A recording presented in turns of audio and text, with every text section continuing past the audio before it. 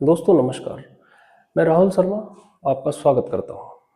दोस्तों ज़रा सोचिए, अगर इजराइल और ईरान एक दूसरे पर मिसाइलें बरसाने लग जाए और अमेरिका खुद इस वार में कूद जाए, तो मिडिल ईस्ट सिर्फ एक जगह नहीं, दुनिया का सबसे बड़ा बैटलफील्ड बन जाता है। 2026 में जो हुआ उसने पूरी दुनिया को हिला कर रख दिया। Iran versus Israel versus USA, और इस वार का प्रभाव मिडिल ईस्ट तक ही नहीं, भारत, पाकिस्तान, चाइना और पूरी दुनिया पर पड़ा। इस वार से पूरी दुनिया की इकोनॉमी प्रभावित हुई। आज के इस वीडियो में हम जानेंगे कि ये वार कैसे शुरू हुआ, अमेरिका और ईरान का कॉन्फ्लिक्ट कब से चल रहा है, इजराइल की इस वार में क्या भूमिका है, फरवरी और मार्च 2026 के वार में क्या क्या हुआ, और सीज फायर किस किस कंडीशन पर हुआ। तो वीडियो को अंत तक जरूर देखिए। तो दोस्तों अब हम बात करते हैं ईरान रिवॉल्यूशन और यूएस के कॉन्फ्लिक्ट की। दोस्तों ईरान और यूएस के बीच का कॉन्फ्लिक्ट शुरू होता है सन 1979 से।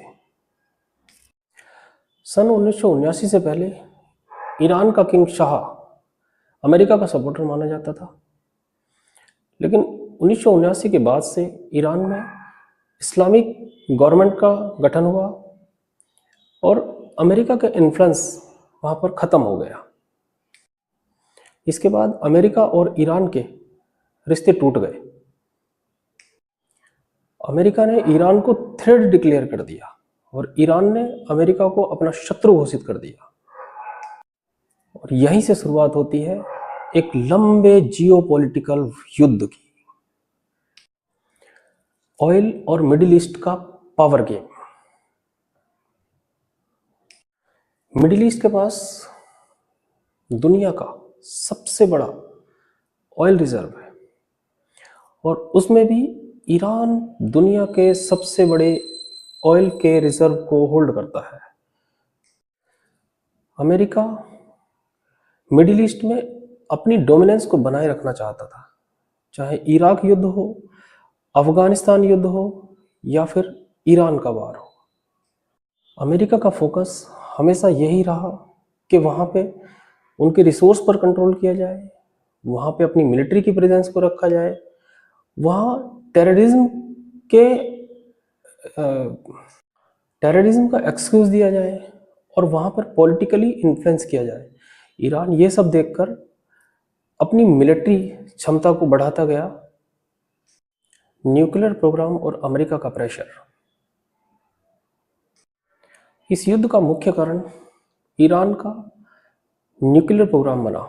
ईरान कहता है कि न्यूक्लियर एनरिचमेंट पीसफुल पर्पज के लिए है, अपनी इलेक्ट्रिसिटी जनरेशन के लिए है और अदर्स रिसर्च के लिए है। लेकिन अमेरिका और इजराइल का मानना था कि ईरान न्यूक्लियर बम बनाने की ओर जा रहा है, इसलिए अमेरिका ने ईरान पर बार बार सैंक्शंस लगाए। ईरान की इकोनॉमी को वीक किया, उसके बैंकिंग सिस्टम और ऑयल एक्सपोर्ट पर भी रेस्ट्रिक्शंस लगाए। ट्रंप इरा और सैंक्शंस। ट्रंप के पहले कार्यकाल में ट्रंप ने ईरान पर और स्ट्रिक्ट सैंक्शन लगाए। ईरान का न्यूक्लियर एग्रीमेंट भी कंट्रोवर्शियल हो गया। ईरान की इकोनॉमी स्लो हो गई, ईरान की करेंसी गिर गई, ईरान में इन्फ्लेशन बढ़ गया, लेकिन ईरान ने फिर भी अपना न्यूक्लियर प्रोग्राम बंद नहीं किया और धीरे धीरे अपना यूरेनियम एनरिचमेंट बढ़ाता गया। 2025 का प्रेशर और नेगोशिएशन मीटिंग। 2025 में ट्रंप के दूसरे कार्यकाल में आने के बाद ईरान के ऊपर और प्रेशर बढ़ गया।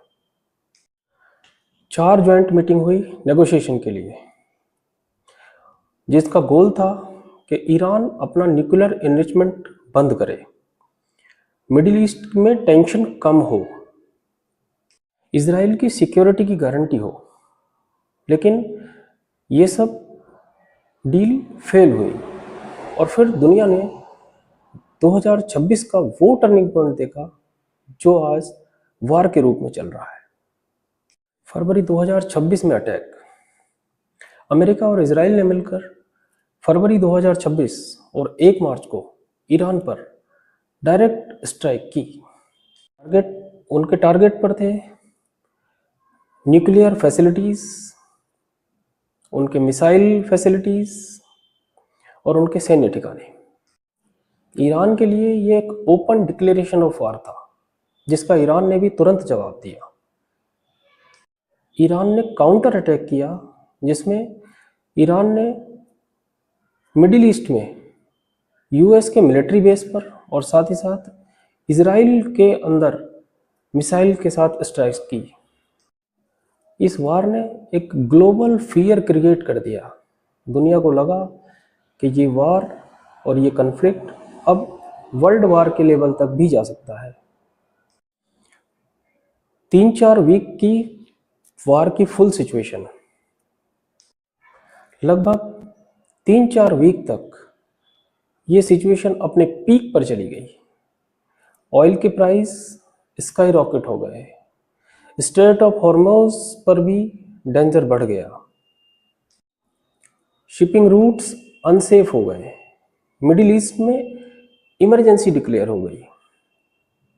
और सबसे बड़ी बात, अगर स्टेट ऑफ हॉर्मोज बंद हो जाता तो पूरी दुनिया में ऑयल की सप्लाई का संकट बढ़ जाता। अब हम बात करते हैं सीज फायर और ईरान की कंडीशन की। फाइनली 3-4 वीक के वार के बाद युद्ध बंद करने के लिए सीज फायर हुआ और उसमें ईरान ने अपनी कुछ कंडीशन रखी जो इस प्रकार है। ईरान की मेजर डिमांड थी, पहली डिमांड थी कि स्टेट ऑफ हॉर्मोज पर ईरान का कंट्रोल हो। ईरान चाहता था कि स्टेट ऑफ हॉर्मोज का रूट पर उसकी फुल अथॉरिटी बनी रहे। दूसरी कंडीशन थी यूरेनियम एनरिचमेंट का राइट ईरान को है। ईरान ये चाहता था कि वो अपना यूरेनियम का एनरिचमेंट को स्टॉप नहीं करेगा।